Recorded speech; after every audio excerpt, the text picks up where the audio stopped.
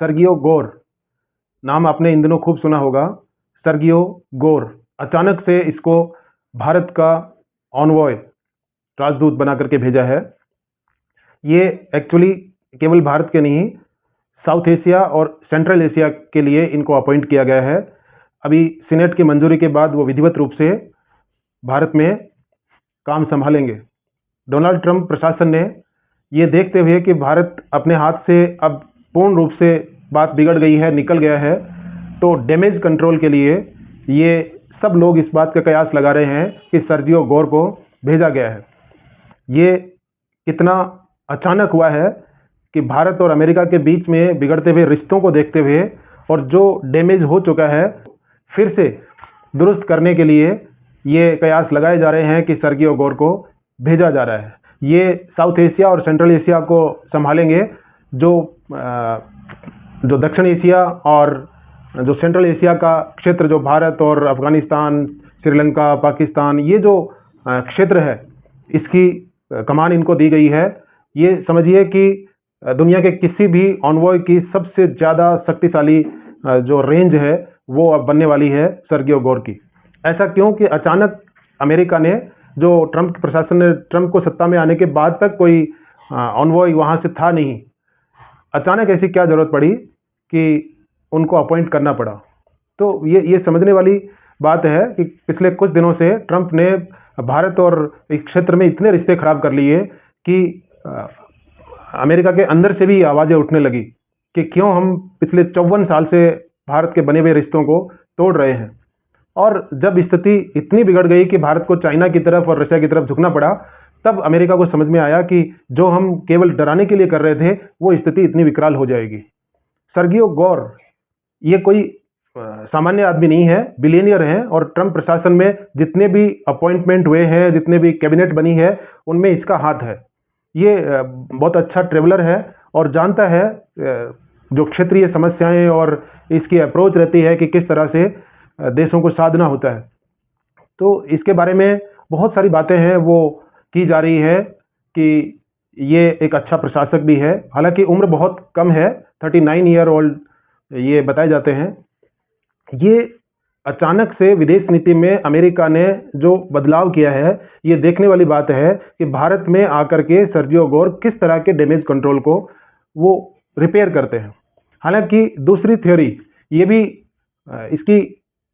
धारणा मानी जाती है कि सर्जियो गोर को सेंट्रल एशिया और साउथ एशिया में ये जाने जाते हैं रिजीम चेंज के लिए। बांग्लादेश हो, पाकिस्तान हो, या फिर जिस भी कंट्री में रिजीम चेंज करना होता है, यानी जो इस्टेब्लिशमेंट जो ऑलरेडी जिस देश में जो सत्ता है उसको हटाने की बहुत गहरी साजिश जो डीप स्टेट के संपर्क में रहने वाले सर्जियो गोर हैं, उनको ये काम देकर के सौंपा गया हो, ये भी कयास लगाए जा रहे हैं। और इसको कोई नकारा नहीं जा सकता, क्योंकि अमेरिका और जो एंग्लो सेक्शंस जो लोग होते हैं उनका सदा से, हमेशा से यही काम रहा है कि जो भी क्षेत्रीय प्रभुत्व को समाप्त करने में जो रणनीति काम में आती है, उसमें वो यही तरीका अपनाते हैं कि वहाँ किसी भी देश के अंदर डिस्टर्बेंस पैदा करो, विपक्षी पार्टियों या इस तरह के एजेंसी, एनजीओ वगैरह जो होते हैं उनको फंडिंग करो, और जो सत्ता पक्ष है जो वहाँ सरकार चला रहा है उसमें जनता में खिलाफत की भावना भर के और उसको सत्ता से अपदस्थ करना हो, चाहे वो बांग्लादेश में करना हो या पाकिस्तान में किया हो, सब चीज़ों में अमेरिका ने इसी तरह की रणनीति को अपनाया है। तो देखते हैं कि सर्जियो गोर को आखिर किस काम के लिए, सेंट्रल एशिया में शांति स्थापना करने के लिए या अमेरिका से बेहतर रिश्ते बनाने के लिए उसको अपॉइंट किया गया है, या फिर भारत में उथल पुथल करने के लिए कि जो सत्ता पार्टी है, जो सरकार चल रही है, या प्रधानमंत्री मोदी को किस तरह से अस्थिर करने की रणनीति बनाई जाए, क्योंकि अब सीधी टक्कर हो चुकी है डोनाल्ड ट्रंप और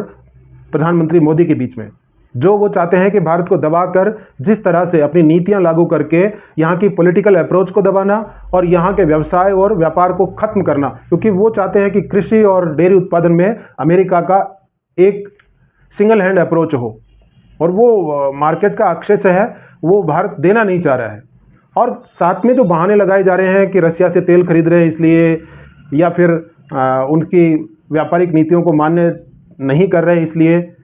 ये केवल माध्यम होते हैं। असली खेल जो पर्दे के पीछे रचा जा रहा है कि जिसके अंदर हमारा अपोजिशन भी है, और इस तरह के जो पावरफुल लोग जैसे बिजनेसमैन्स के भी नाम आ रहे हैं, ये सब अमेरिका के डीप स्टेट की एक स्ट्रेटजी होती है, रणनीति होती है कि किसी देश की जो सत्ताधारी पार्टी को कैसे खत्म किया जाए। तो ये कोई बड़ी बात नहीं है कि सर्जियो गोर है वो इसी काम के लिए आ रहे हों। अमेरिका के बिलियनियर एलन मस्क, जिन्होंने साफ साफ कहा था कि सर्जियो गोर एक सांप के रूप में, एक इंसान के रूप में सांप है, उसको स्नेक का दर्जा दिया गया था क्योंकि ये अपने पास रहने वाले को ही खाता है। और इसीलिए भारत में काफ़ी चर्चा है कि क्यों अमेरिका साउथ एशिया में भारत और पाकिस्तान को एक करके देख रहा है, दोनों को एक ही मंच पर। जिस अमेरिका ने पाकिस्तान को टेररिज्म के लिए जिम्मेदार ठहराया था, उसी कंट्री को आज भारत के बराबर ला करके खड़ा करने की नीति अपना रहा है। क्योंकि पहले पाकिस्तान और भारत को साधने के लिए अलग अलग ऑनवॉय होते थे, और अमेरिका के राष्ट्रपति डोनाल्ड ट्रंप ने सर्जियो गोर को दोनों देशों की, यानी अमेरिका, पाकिस्तान, श्रीलंका और जो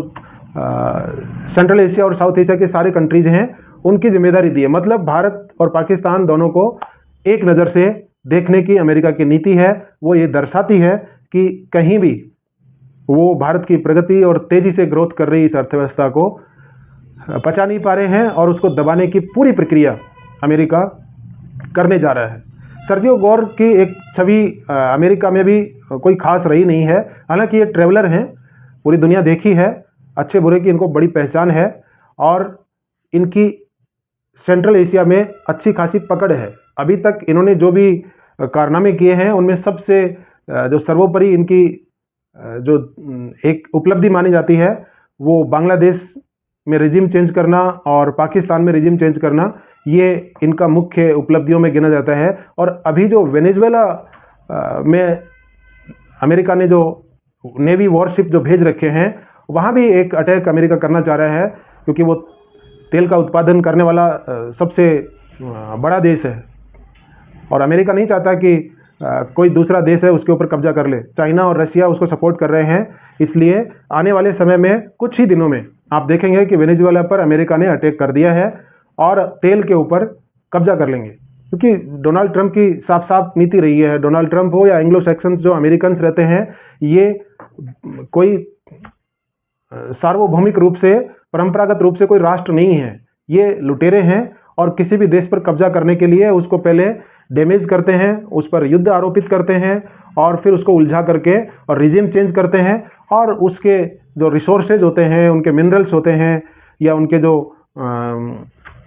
तेल और इस तरह के भंडार होते हैं, उन पर कब्जा कर लेते हैं। चाहे वो आप अफगानिस्तान के ऊपर इनकी रणनीति रही हो, अभी जो बलूचिस्तान के ऊपर प्रतिबंध लगाया है वो हो, या भारत को दबाने की कोशिश हो, बांग्लादेश का हाल किया हो, सब देशों को अमेरिका ने इसी तरह से ट्रीट किया है। वो किसी का दोस्त नहीं है। भारत ने कई बार ये गलती कर दी है। भारतीय बहुत ही इस तरह के पारंपरिक भोले हैं कि जिनको बार बार चोट लगती है अमेरिका से, और 5-10 साल में एक बार फिर से भूलकर उसी की गोद में जाके बैठ जाते हैं। चाहे हर दौर की ये बात रही है। तो अमेरिका को पहचानना पड़ेगा, क्योंकि ये लोग एक कॉलोनियल कल्चर के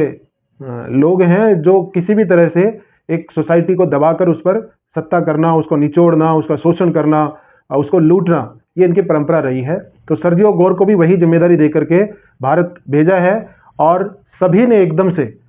जितने भी अमेरिकी प्रशासन के जो लोग हैं, जो अब तक भारत को दबा रहे थे, गालियां दे रहे थे, उसको डेड इकोनॉमी बोल रहे थे, और रूस से तेल ले रहे हैं, वहाँ संबंध नहीं करना, वहाँ नहीं करना, वो अचानक से भारत को इतना इम्पोर्टेंट कैसे बताने लग गए कि भारत हमारे लिए बहुत ज़्यादा इम्पोर्टेंट है। मार्को रूबियो ट्वीट कर रहे हैं, डोनाल्ड ट्रंप ट्वीट कर रहे हैं कि साउथ एशिया और सेंट्रल एशिया में भारत हमारे लिए बहुत इंपॉर्टेंट कंट्री है, और इसीलिए सर्जियो गोर को कॉन्वॉय टू इंडिया बना करके भेजा गया है। हालांकि ये इंडिया के लिए नहीं है,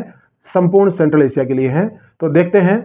कि अमेरिकी लोगों की नज़रों में सांप कहे जाने वाले लोग, सांप कहे जाने वाला इंसान भारत में आकर के अपनी कौन सी हरकतों को और नीतियों को अंजाम देता है, और किस तरह से भारतीय सरकार और विदेश मंत्रालय है उसको फैसिलिटेट करता है, किस तरह से उसको ट्रीट करता है, ये देखने वाली बात होगी।